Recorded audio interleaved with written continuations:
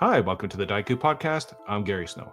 Today I welcome back Leo Hunt, the creative mind behind the Ennie Nominated The Shrike, a dark fantasy sandbox adventure in a derelict limbo of rusted iron, saltwater, stone, and blood, as well as the beloved Vaults of Vaarn, which we're going to be talking about the second edition today. So Leo, welcome back. Thanks for having me on, Gary. It's really nice to come back after I was on here previously just before the Shrike launched, and it's nice to come back and kind of give an update on how that went. Sure, and we actually also had you on talking about Vaults of Vaarn, the original one. So I'm going to put I'm going to try to figure out where I'm pointing. I think I'll put links up there in the top corner. Anyways, I'll put the links to your previous interview. So if people want to get a better idea of Leo's past and the update for Shrike and like how that came to be. However, let's like just kind of jump right in and let's talk about the Shrike. And yeah, sure. And that is Ennie nominated. So I guess first off, I'll have to ask you, what's your opinion on awards in general for the tabletop role-playing game space? Awards are fantastic, especially awards that I'm nominated for, and maybe if I win, that would make them even better. No, I think I know the Ennies are a point of contention with some people for quote unquote bad nominations or what have you in previous years. I think my thought on I think this year's slate, not just because I was nominated, but like I think it actually genuinely does represent like a good spectrum of like really high quality products and like a lot more diversity of taste than there has been in some years. So like I think more of that definitely, regardless of whether I win or not. I wasn't remotely expecting to be nominated, so like that was a nice surprise. But I know Clayton of Explorers Design. He was one of the judges, and he's finally been able to like break his embargo and talk about like behind the scenes. And I've got a shout out to him just for like obviously taking it like really, really seriously and like really pushing for a lot of like quality and OSR stuff to get into the nominations. So yeah, I think it's going to be an exciting awards, definitely. Yeah, I mean, I on my own personal opinion is like I think awards always have some element of political. I'm gonna spit that out. Sure. Politics involved. People know other people, and like they know people in the community. And there's always, but I mean, much like the Oscars, there's always like a little bit of that goes on, and so sometimes it's hard for people that don't know people to break into that kind of space. I think it's improved over the years. I think, but I think at the same time, the awards themselves highlight some of the best work that is coming out within the tabletop role-playing game space, and I'm all for that. So yeah, definitely. I was looking at like just stuff like what got the best long adventure last year, and that was God's Teeth from Delta Green, which is an incredible piece of work if people haven't read it. For various reasons, not something I'd ever actually run for anybody, but like it, nonetheless, like something that's really, really daring and like thoughtful in the way that it like tackles stuff. So just shout out there. But yeah, I mean, like you said, any art scene, which this kind of is like it is partly about personalities and like taste, and those things are so unquantifiable, right? So like the award system, any kind of awards thing, particularly where it's voted for by the public, like this one is kind of like that en masse in a way. And like, yeah, it's kind of, it is a popularity contest, but then, so is the market, I guess. So like, yeah, I don't know if I'm making sense, but yeah, no, I don't know if there's a perfect solution to it, because like it's almost a twofold thing where you have 5 judges, I think 5 or 6 judges that kind of get you to the nomination phase, and then it turns over to public opinion and voting, and I understand almost the concept behind that, because the Ennies needs eyeballs on the awards, and so the voting kind of helps do that, and it's also somewhat democratizing of the voting. However, it then becomes like Seth Skorkowski versus like a lonely little blogger, or not blogger, but like that kind of thing. You kind of like, well, does audience equate to quality? Sometimes it does, and sometimes it doesn't. Yeah. It's a funny thing, isn't it? Yeah. All I'll say is that the awards are good if I win one, and then if I don't win it, then it was biased. It's all bad. It's bad. It was biased. It was cheap. I'm not actually writing this stuff like for the high polloi. I'm writing it for the real artists, and you're not meant to like it anyway. So. No, I kid. It'd be interesting to see what happens. I genuinely have no idea. I didn't think that I'd be nominated. So cool. And you're not going to be able to make it to Gen Con for this? Hell no. And I've got a little kid, so like even if they paid for me to fly there, it's like I'm asking so much from my partner for something that like, obviously it's important, but like, I can't really swing it, So I'll flip through the Shrike, and people that want to know like kind of more about the background of how it came to be, but I'm just going to kind of flip through it. And the question I'm going to ask you about it is like from the initial concept when we talked and it was going to Kickstarter, how did it kind of end up? Was there any surprises in the design part of it that kind of made you go, oh, wow, that was like an interesting, I'll leave it on the credit page here. We've got illustrators. And so this is, in some ways, it's a little bit of a boring answer, but this was a project that was very, very complete when we went to Kickstarter. It wasn't all the way cooked, but it was like, I think it was 90% like done basically. So I wouldn't say there were any huge surprises between it funding and like the book appearing. I think I added like 2 passages in response to like the general feedback from backers, which wasn't negative, but it's just like people being like, funnily enough, it was a question about boats, which I just hadn't mentioned because like the whole thing's in the ocean. Yeah. And people were like, well, where do you get boats from? Because almost none of the locations mentioned there being boats there, and it's kind of important. And I was like, do you know what? I'd kind of assumed that they were just like lying around on the shore, but like I didn't say that. So that is something where I added like a paragraph to specify like, hey, if they're looking for a boat on the shoreline, they'll find one, but they're all like, they're all rotten and like storm broken and stuff. So they're never going to find a good one. That's kind of the long and short of it. And there was, in the underground section, because the other 2 main location types, like they have weather, but there's the kind of the guts of the Shrike that are like caves and stuff, and they didn't have a weather table. And then there was kind of a space on that page, and I was like, well, I was kind of being like, oh, underground doesn't have weather. But then I was like, come on, you're not using your imagination here. Like what? You got to be able to think of like a table of weather that can happen underground. So I did. So there's like lava floods and stuff like that now. So you can enjoy those. So it's there we go, subterranean climate. Yeah. Yeah, so people have, from what I've seen, people are just loving it, and so that must please you quite a bit as far as the end result. And did you have any problems with like tariffs or anything, or like the? Happily, this was all fulfilled like before that started happening, so we managed to miss that. People see that the reception was something that is funny because I just know that it's a very long piece of work, and to play it to any extent would take even longer than reading it. So I wasn't expecting like a big, I wasn't expecting like a full like critical judgment for a couple of years, honestly, because I just thought it's not like a zine; it's quite a big like project. But yeah, the general reception seems to have been good. Amusingly, which I guess should seem really obvious, but the sticking point that people seem to have with it is the cannibalism aspect, which now that I'm talking about it, like I guess obviously is objectionable to people, but it really didn't occur to me that would be like a big like off-putting thing. I just was like, I'm doing horror fantasy. Like there's a lot of people who eat other people on this thing because like the gimmick is like nothing grows there and everyone's always hungry, but they can't actually die from hunger. So obviously I thought, well, they're all hunting each other and like eating each other. And it doesn't like, I don't think it's like nasty shock stuff. It's not like dwelling on it particularly, but to get food and not starve, it's kind of like implied that the PCs are probably going to have to resort to this too. And I thought that was interesting because it's like it's part of being in hell, right? It's like a kind of moral dilemma where like nobody makes you do it, but you're being pushed that way by the conditions around you. But then a lot of people are like, my group would never play this. Like, I don't want to do cannibalism, and I'm like, that's fair enough. I didn't like. Maybe I didn't think that one through fully, but.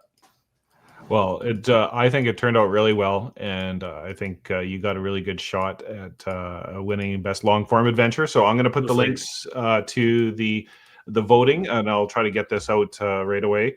Thank you, so that you have a little bit of runway to get it out there. Not that my channel's blowing up the world or anything like that, but you never know. You never know. Vote helps. Every single vote does count, as we know. Yes, no, please. If you obviously, if you're watching this and you have read it and enjoyed it, I would really appreciate the vote, because it would make quite a big difference to me professionally if I did win, I think. So like that would be really great. So well, you're already Ennie nominated, so that's even a hat. Well, there you go. Oh yeah, I'm gonna be like hanging that in my hat forever now, like my little feather. And just to be fair, the competitors are Crown of Salt. By Tanya Herrero. Crown of Salt's really good, yeah. And Griselda's Cursed Curiosities. That's by T.A. Gray, and that's a 5e thing. And so, whatever. But anyways, it might be really good. They should convert it to Old School Essentials, is what I say. Then we're talking, Hamill's House of Oddities. I assume that's also 5e, just from the title, but that's what I thought. John Haig or Hage, an Isle of Joy by Night Owl Publishing and author Gord Seller. I think that's an OSC. It is. I don't know. I haven't read that one. I believe it's about another cursed island that you can't leave. So there's obviously someone in the judges liked that idea, I think. Yeah. Cool. Okay, so we got that business out of the way. Let's talk about and look at some of these fun illustrations here. I hadn't done those when we last talked. I had a lot of fun with those. Cool. Okay, let's talk about Vaarn 2E. So that's super exciting. Let's talk about why a 2E, why now, and how you ended up, because I think last time we talked, you were doing a deluxe edition of Vaarn.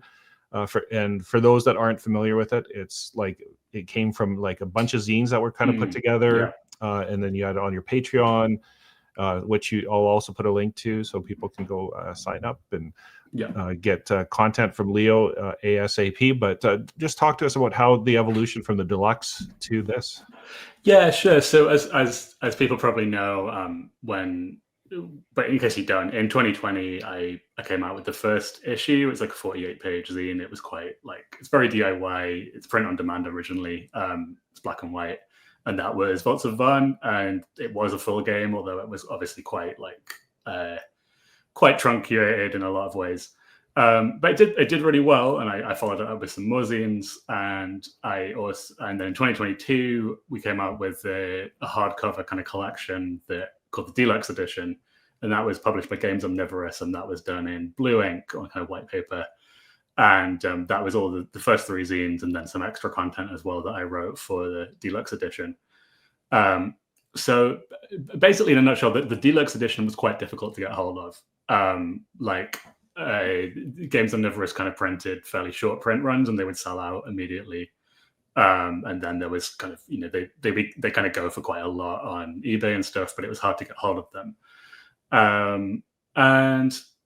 So I've basically I've talked with Games Omnivorous, and I've decided to kind of continue publishing Vaults of Vaarn, but under my own imprint. So there's a few reasons for that. One is that I just wanted to address the availability issue to the best of my abilities. Obviously, this will be subject to the same pressures that any small press thing is, so I can't guarantee it'll be in print forever. But if you're someone who wanted to get the deluxe edition and you couldn't, this is your chance to get something that's quite a lot longer and has all of that stuff in and more. And because it's under my publishing imprint, I will be fully making the decisions about whether it gets reprinted and when, and I'll be able to tell people what's happening, basically. A little bit more control of what's going on and how it's gonna be sent out and everything. Did you have to take on that whole aspect of it? Are you sourcing Yes. Obviously you're sourcing the printing, and like how does that work for you as far as warehousing and like all that? That's a whole other extra piece for you now. Yeah, absolutely. I mean, it's a lot more responsibility, and I'm not always loving that side of it, but I've always really liked books, just unsurprisingly, and I've kind of always wanted to be a publisher as well. And this kind of felt like, I knew the industry a bit better than I did in 2020, and I thought like I've got connections, like I've got people who have really been really helpful, and like, here's how we do X, Y, Z. People like Milsonian Arts Council, like they do Troika, like Dan and Shui are so helpful if you just like talk to them. They're really knowledgeable. If you're in the UK, they've been really helpful. But yeah, just I think I wanted to start getting into like publishing and doing things through crowdfunding. And if you're going to take that risk, it's also just, you want to try something that you want to do it with something that you have reasonably tested already, which is this. It's not like a completely new thing. It's a product that has some recognition already. So yeah, there's a few kind of things going on. But yeah, the warehousing and stuff I think is going to be done with Zatu in the UK, who are like a distributor. They've done stuff like the Mothership fulfillment in Europe and things like that. So they know what they're doing. Funnily enough, they're actually based in my hometown, so I can go visit them. Perfect. Yeah, I can go visit them on the bus if I want to, which is really useful. Yeah, it's especially when you're getting into the fulfillment stage, and many indie designers basically have their whole house taken over by books and packaging. My partner will not thank me if that happens. So no, it's all gonna go to a warehouse that Zatu won't. And I won't have to sit here with it all. And then I guess the other question now, with like, the landscape of the political climate and tariffs and all that kind of stuff, how does that impact you as far as like your decision making for the tariffs have impacted me hugely, as they have with many other people. I'm just lucky that I wasn't caught like literally in the middle of fulfilling something. So there's a lot that we just don't know still, because they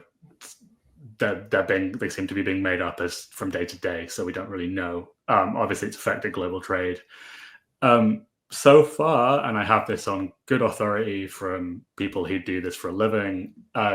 Packages specifically sent by the Royal Mail from the UK to the US don't seem to be tariffed. We're not sure why. There are kind of reciprocal things between the two organizations that don't exist with, like, if you're using a courier service, for example. I'm obviously not relying on that, but that's just what I've been told by like people in the UK at the moment. I don't know how long that'll last. But the other thing is this is a book, and books are generally exempt. Books are currently exempt from the tariffs. They're generally exempt from trade, stuff like that, and like VAT, customs. Again, due to the idea that like with books, you kind of want a free flow of ideas, or that used to be the ideal anyway. Not anymore. Yeah, apparently not anymore. Obviously, this is all quite thin gruel. I can't guarantee that there won't be tariff problems next year when this is shipping, but I am making every step that I can to minimize that aspect. And part of the way I'm doing that is like having a pretty lean campaign that doesn't rely on lots of physical knickknacks. Yeah. Because what I don't really want is for this to be classed as a board game, which if you put dice in it, they will try and do. It's really going to be the book, and you can get an art print and a GM screen as well as extras, but that's more or less it. And there's going to be a soundtrack album that's digital only. But I'm just really trying to keep, like, I've not done this before, so I'm trying to keep the amount of moving parts low. I want to keep the exposure to risk as low as possible, and I'm not manufacturing anything in China. It's going to be in the EU or the UK, and it's going to be like shipped from the UK. So even if there is a tariff on it, it will hopefully only be 10%. I really do feel for people in the US who are manufacturing stuff in China, because like that has just been a shot below the waterline that you couldn't have planned for, and I have no idea what I would have done. But for various reasons, I didn't really want to use to manufacture in China anyway. So that's kind of, for me, happily, that wasn't a concern. But yeah, and just like coming from a Canadian here, like I think the de minimis rule is still in effect, where you're able to send up to $800 to a US address at this point. with the warning shot over the bow, that I've heard is that they once they have the procedures in place to start charging tariffs, that they will, but they haven't put those operations at the government level yet. Yeah. In order to start charging tariffs, so like hopefully that just never happens and everything kind of gets sorted out. We just don't know. I mean, it's one of those things where it's all insane, isn't it? And like the fact that we even have to be discussing this is crazy. The thing with stuff like de minimis is like they have it, as I understand it, because the amount of money you spend checking all these little packages is like, you know, is lost basically, and then you don't make it up for it with the customs gains. So, you know, even if you kind of missed a business like Trump is supposed to be, it doesn't really make sense. But anyway, we'll see. I have to say the UK and well, particularly the EU, like when I send stuff from Canada, my customers, the people who buy my stuff, get dinged with tariffs, essentially, like taxes or VATs and stuff like that. So yeah, they do. So it's kind of you just never. No, I know we're not. Yeah, I know we do it too. It's no one's like hands are clean. Yeah. Anyway, I mean, all I can say is that I can't predict the future, and I don't know what's going to happen in a year's time when we're fulfilling, but I am talking constantly with people in the industry who are like dealing with it, and like we're going to, you know, I'm going to make sure that there's no surprise charges for US customers, because I know there'll be a lot of people, and just do our best with that, basically. Yeah. Okay, I'm gonna flip through this, and maybe you could just give it overarching. So, just from my like kind of quick math here, the original one I think was like 100. The deluxe is 144 pages. Yeah. And then so now we're getting close to 200 pages. And what's the big key differences? Yeah, so the full thing will actually be 320 pages, which is a much bigger one. Yeah. Oh, okay. So the differences are that there's a lot more content. I would still kind of jokingly call it rules light, because a lot of it is not rules text, it's content. So it's like, you know, you have the kind of player character generation part at the start, which is, you know, kind of taken from the first 3 zines, and there's one new like kind of character you can be, which is a living plant. And I was kind of looking at like science fantasy archetypes and trying to be like, well, is there anything that isn't covered already? And that was the one that I kept thinking about. So I've done a kind of a plant now. Yeah, and I think basically what I've done is just this is new, the weapons. In every place I've kind of gone through, and I'm not changing stuff for the sake of it, but I've tried to either be like, can this be kind of tighter and like do more of what I want it to be? Or is there a chance to do something like more that kind of excites me more with it, and like it's going to grow it a little bit beyond what it used to be? And a great example here is the weapons, right? Which used to be, there was a D20 table, and you generate like a kind of a descriptor and then a weapon type, and they're pretty vague. There wasn't any rules kind of attached to them. And I've really tried to not make this game more complicated, because I don't like games with very complicated rules. But I do really like roguelikes. I love roguelikes. I love roguelike video games. I love Caves of Kurds. I love playing Brogue. I love even stuff like Enter the Gungeon. And one of the things that those really have is like these kind of randomized items that have attributes that you won't always know, like kind of picking them up. And so I've tried to get my own kind of version of that going. So basically weapons now in this current draft, you have like, you can see these kind of base types of weapon, and there's 20 melee weapon bases, and there's 20 range weapon bases. So you can roll those up, and it's stuff like a musket or a club, and that gives you a kind of skeleton. And then what you can do is you roll these tags that like modify them.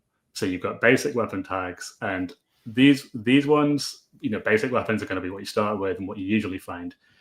These ones mostly aren't that, don't change the weapon enormously. You've got stuff that a lot of it's to do with their trade value, or like there's a couple of good ones. There's one that's like it's half its normal weight because it's made of kind of quicksilver, stuff like that. So that's good, but it doesn't increase the damage.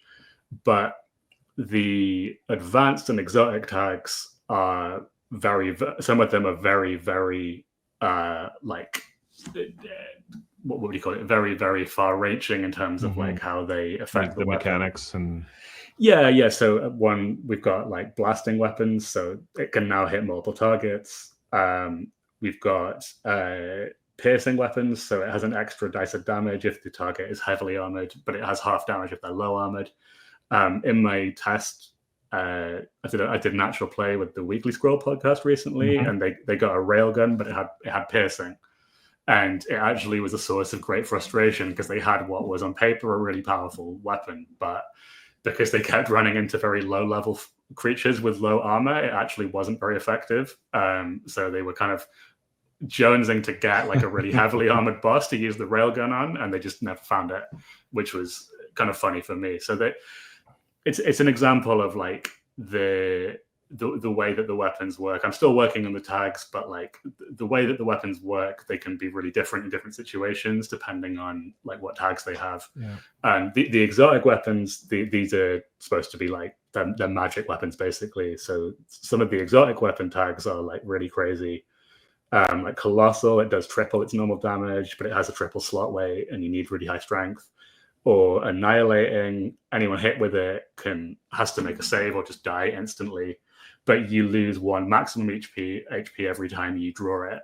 So it's just like inimical to life. It's like cursed and just destroying everything around it. So you can get like an Annihilating sword, and it's like, well, how much do you want to use this thing? Because every fight you're losing your max hit points basically, and you never get them back. So things like that basically.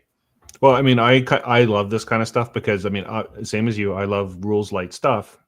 But, sometimes after like so many adventures or sessions, you're kind of like, I want a little bit of nuance and a little bit of difference. And like things like weapons and special features or traits or that kind of thing can help add just a little bit of texture to the gameplay. So, and it switches. You can like, oh, here's a new weapon, and it's like completely new. Yeah, that's the idea. Is like, I've been playing with it a bit, and it makes some pretty interesting things where like I like I said, I like them when they have like something you have to play around, like the losing the max XP and stuff like that. So that's proved successful, I think. The armor and gear is currently pretty much the same as Deluxe Edition.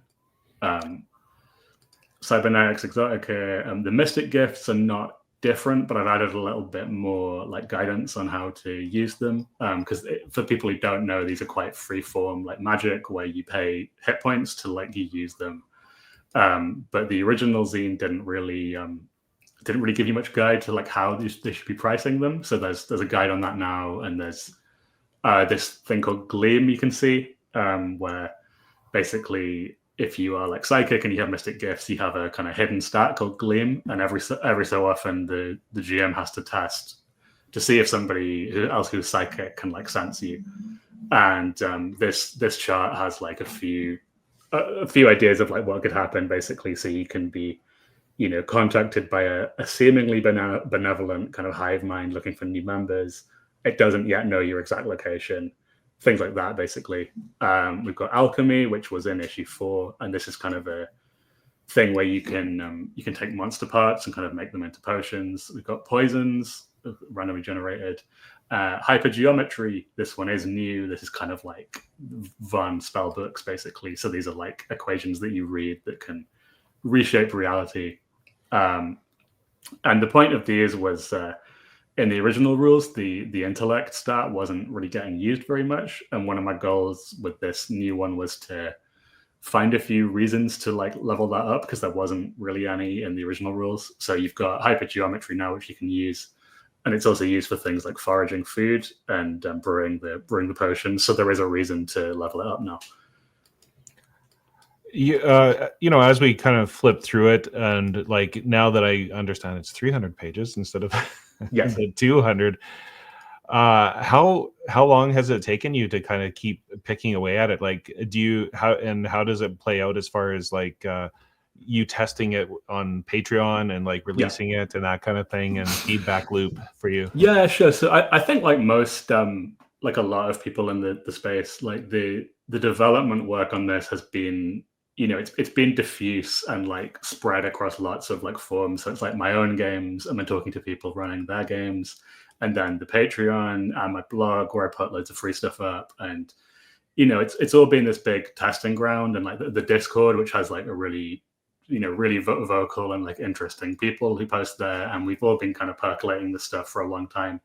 So even after the deluxe edition came out, I still kept playing the game. It's my forever game basically. So like I kept making new content, and this second edition is basically, but for anything else, it's an attempt to put all of that under one roof finally and be like, well, you don't need to go scouring through my blog to try and find how the demon summoning thing works. It's just in the book now, and it's much bigger page count, but I am still confident that like what's in there is is useful. It won't be useful for every game, but again, there's also now more guidance about like, hey, I'm just starting out. What's the point of all this stuff? Like when would I want to use it? And it's in the referee toolkit. So yeah. At one point, I remember in your announcement when you were going to do the 2E, you were going to break it into 2 books. Is that now combined into the one? Yeah, I realized that it's kind of a funny thing where there wasn't quite enough content to justify it. It's a lot more expensive to do it that way. And I wasn't really happy about that. And I kind of found that like, actually, although it's going to make it one big book, I'd rather just sell people one big book and be done with it rather than be messing around with like these 2 volumes and like, X amount of people bought this one, but not that one. And like, whatever.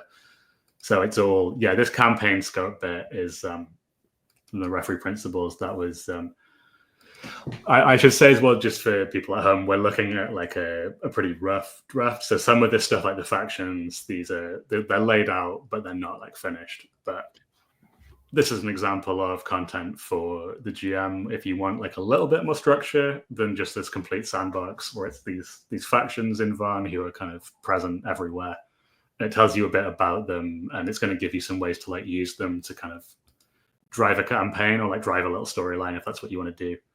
And a couple of them are completely new for this book, like the Brotherhood of the Black Sun, who are like one of the quote unquote like evil factions, or they're a faction that it would be quite difficult to find sympathetic because they are trying to bring about this apocalyptic dream world that will kind of switch the positions of dreams and reality and put these kind of chaotic dream gods in charge, which most players I don't think will want to happen, obviously, although you can help them if you really want to. Cool. Well, I'll quit flipping through, and for those that were maybe just listening via Spotify or audio podcast on YouTube, we've been flipping through some of the PDFs. Just to let you know, and as they are a work in progress here on 2E, there's going to be some gaps and stuff like that, but it's looking incredible. And I know, once again, back to your announcement, like you had some overarching goals of like you wanted it to be backwards compatible. Yes. So that people that had the old version could still use stuff. Yeah, this has been a really interesting tightrope to walk because obviously when I said I was doing a second edition, lots of people who I love talking about game design, but there's lots of people who kind of want to like ask or like suggest that like, oh yeah, are you going to make it 3 stats like into the odd now, or like I really hate games with XYZ, can you make it more like this one? And I, not to be like I really appreciate talking about game design. I've had really interesting conversations too, but I definitely wanted to make sure that this is like very much backwards compatible. And if you already have stuff that if you're running a campaign of the deluxe edition and you want to change to this one, it won't be painful. There have been some changes to the player characters, but almost all of them are actually pretty much straight buffs. There's only one ancestry which is objectively weaker now, which is the kind of Lithling, like stone people, because they were just they only appeared in one of the zines, but they were just insanely overtuned. So I've dialed them down quite a bit, but I had quite a lot of feedback about that one, so I think people will be pleased about that. But yeah, I just wanted to make something where it's an expanded edition, a lot more content. It's definitely like an improvement in terms of like presentation and just thinking through every little kind of loophole and like making sure that it's the tightest version that it can be. But I didn't want to completely reinvent it and be like, oh, hey, it's it's an Enter the Yard hack now or whatever, because that's not what people wanted. That's not what people bought. I wanted this to be a thing where you want to upgrade to it because it's like just objectively better, but you're not being forced to by me being, oh, I've changed everything now and none of the old stuff is compatible with it, and you need to buy this new one to like understand what I'm doing going forward. If that makes sense. Yeah, totally. And the other note that you mentioned is just filling gaps for those that were maybe new to the OSR, that there's like some implicit, like obviously you're an OSR fan if you're buying Vaults of Vaarn, but yeah, sure. But no, I agree. That's also really important. And I think the thing is, one of the bits of feedback that I got a lot from the original zines and stuff was that they're really creative, but they're a little bit hard to run a game from if you don't already know how to do that. And you've got to be realistic as well that like this is not going to be anyone's first tabletop game. So I assume that if you're picking this up, you're probably a GM head anyway. But there's a lot of procedural content and like stuff. So like I said, the GM section now starts with a bit that's like, hey, if you're trying to run a one shot, go to this page and do this. If you're trying to run a bit of a longer campaign, think about X, Y, Z. And if you're really confident and you want to run like a huge West Marches campaign for like everyone on your Discord server, here's the things that you're going to want to think about and look at. And I've written a couple of things just for you as well to like, help you kind of keep that running smoothly. So it's definitely not for beginners still, I think, but like I've tried to make it more approachable and just like, even just stuff like adding a little note about like what the dice are that you use and like how you're expected to use them, in case somebody's reading this who like hasn't thought about that. Making it a little bit more professional, approachable, basically. I always love that idea that somehow randomly people are picking up like an OSR game that like is obscure and and they just discover it in the library or something and they're like, huh, what is this? And then they like learn about role-playing games through that. I always have this fantasy of that. I mean, what a great way to, I know people were like pretty much like doing guerrilla marketing for the original can by just leaving it around places, which like I have to assume that was somebody's first RPG. And to be frank, I'm not super interested in writing out the whole like what is a tabletop game. Here's the example of play where that doesn't interest me that much. But there's a short and a slightly tongue-in-cheek sentence where I try and define it. So there's things like that in there. If this is somebody's first RPG, which I don't think that it will be, but. And I'm not sure if I'm pronouncing it correctly. And you tell me, is it Noman? Noman, yes, like the Noman on a sundial, yes. I know that you talked about maybe doing that in a future book. Did you end up including it in this, or is that still the plan? It is included in this volume. So this volume is the first 3 zines, and then lots of stuff from my Patreon and blog over the last 5 years, and a few things that were written specifically for it. But and also all the adventures that I released as pamphlets. But what that means is that, Noman, as you remember it from issue 2, is here in its entirety, and that makes up the third, like, part of the book, basically, along with the adventures.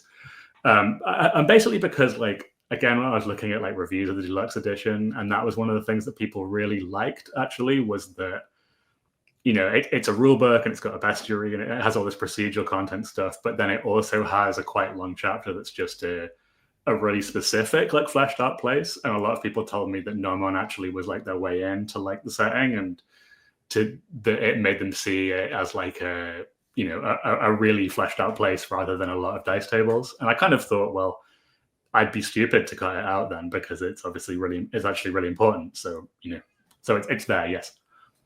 Cool. And then just as we're kind of getting ready to head out here, can you tell us what the physical sizing and materials and all that kind of stuff are going to be for the book? Yeah, absolutely. So this is going to be a hardcover book. It's going to be what's called B5 sized, which is basically between A5, which would be the size of the original deluxe edition, but it's smaller than like the Shrike or like a 5e source book. It's kind of between those two sizes. And this was, again, because some people commented. There was some comments about like the digest, the little A5 size is nice in a lot of ways. But I felt like, as you can probably see on the cover, I wanted to like have some more vistas and like pages that were just like landscape art, and I wanted like a bit more page space. So it's going to be a bit bigger than the old zines are. Yeah, it's going to be hardcover. As I've seen, it's got a color scheme throughout that's dark navy blue and then red. There's no black in it anywhere, which is going to be a bit of a headache to print, but I'm very committed to that. And so I'm going to nerd out on this point. Like, as far as the color, is it CMYK or are you actually doing spot ink? Oh, yeah, we're still in talks about this. Honestly, it depends which one's going to be cheaper and get the best result.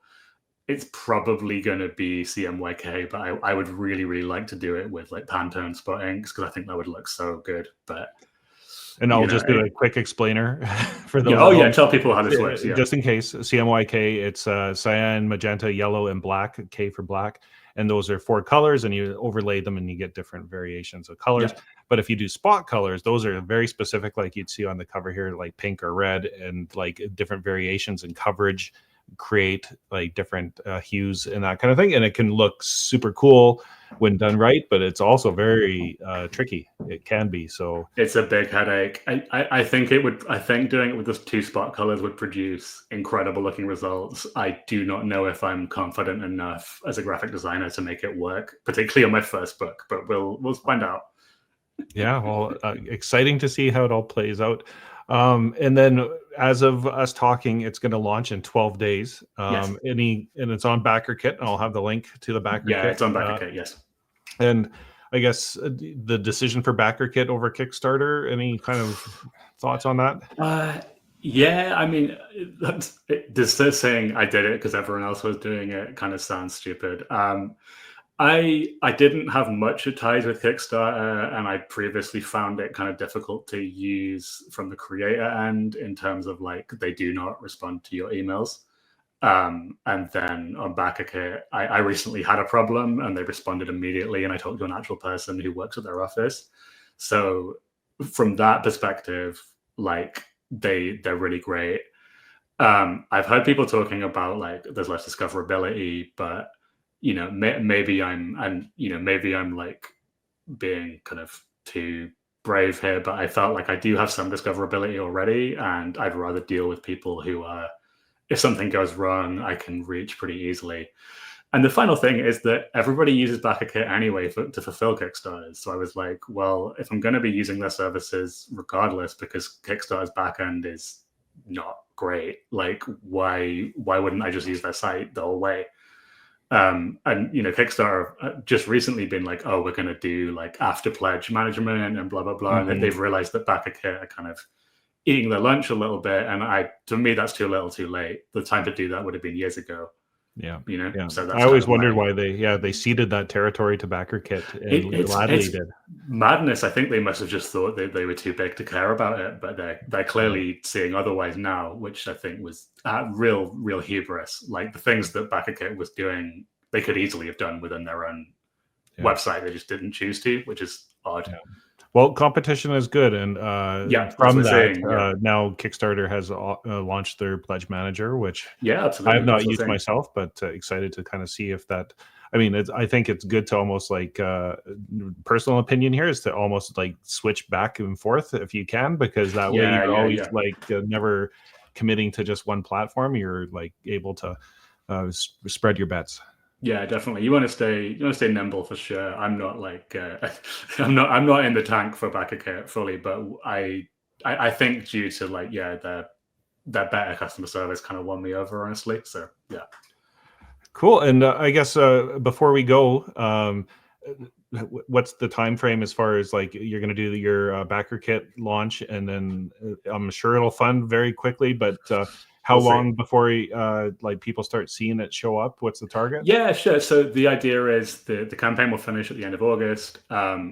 Once payments have been processed, people will get a preview PDF that will look a bit like the one that we looked at. I've done some more work on it. So this book is all like 90% written, I would say. There's a few spreads that need more text, but not many. So as soon as you've backed it, you're going to be able to play second edition straight away from the PDF. Basically, there'll be a 2-week delay, and then I'm giving myself kind of 6 months to finish off redraft the kind of writing and fill in do the rest of the illustrations. I'm hopefully going to have at least 2 or 3 days a week on that, and I'll be able to get through that. And then we're going to go to printing like next summer, and I'm giving myself a couple of months for that, just because like I said, I tackle this on the page as well, but I've not done offset printing before. I've got a friend who works in graphic design full time, and he can help me with it, but I want to make sure I get it absolutely right, so that might take a little while. But currently the idea is that these will be getting fulfilled like September, October next year, so just over a year, maybe 13 months after the campaign ends. And if we can get them out faster, I will do that too. And like I said, I've really tried hard not to make lots of little knickknacks and stretch goals that are going to hold up your packages. I think that's a big weakness in some of these Kickstarters, and I'm not going to do that. So, And I have to ask you, what's your favorite part of it all? Like the world building, the mechanics, the illustrations, the graphic design. Like you're like what they used to call in the old Hollywood movies, like triple threat. You can kind of do it all. Thanks. I try to. I mean, the gamble I'm making is that doing that makes it viable as like a primary income, at least for a little bit, because I'm not paying other people to do art, and I'm not paying for layout. And I mean, anyone who's done this professionally knows that art is the real, like, it eats up a lot of budget. And I'm really lucky that, I'm not the best artist in the world, but I can do stuff that's good enough to illustrate it how I want it. I mean, I love doing all of it. I think weirdly, I actually really do enjoy doing graphic design. It's one of the reasons why I wanted to become like completely independent, is that I liked learning design to do the zines, and I kind of wanted to continue to do that. And I've gotten a bit more professional about it now, and I'm using a baseline grid, and like I'm actually reading books about it to understand how it works. But like I really like doing that. But doing the writing is probably my favorite part. Obviously, that's kind of what I'm selling really in the end. And this must feel like your baby, like 100%. Compared to even compared to the Shrike. I mean, awesome product and everything, but this was really where you kind of got your start. This is my magnum opus at the minute. I've been working on this for so long. Like the second edition book is going to represent like 5-6 years of work, all by one person, basically. Obviously, Gontijo, I don't want to minimize Gontijo and Andre. Like they did work on the deluxe edition, and like Gontijo's like graphic design definitely influenced what I'm doing with this one, and they were the ones who pushed for the blue ink, which is obviously the right choice in retrospect. So, but most of this is like all just self-directed by me, and it's really weird that it's gotten this far. But like, yeah, here we are. Cool. Well, best of luck, first of all, with the Ennies. Thank you. Hopefully we can see you on the podium. And then I'm recording a video. I got to record a little video speech, so maybe we'll get to see it. Yeah, hopefully. And then also congratulations on getting to this point with the second edition, and I'm sure it's going to be a big success. Once again, to everybody, links are going to be in the show notes for voting, previous interviews, and where you can back Vaults of Vaarn. So Leo, once again, thanks for coming on and sharing your work and sharing your process. I'm sure it's educational for a lot of folks out there. Thanks for having me on, Gary. Thanks for talking to me. And I'm happy to not be in my attic this time with a single like spotlight on me. I think I know I've lost some of my mystique, but this is more comfortable. So. Yeah, it's all good. All good. Okay. Best of luck, and can't wait to see what you do next. Thank you, Gary.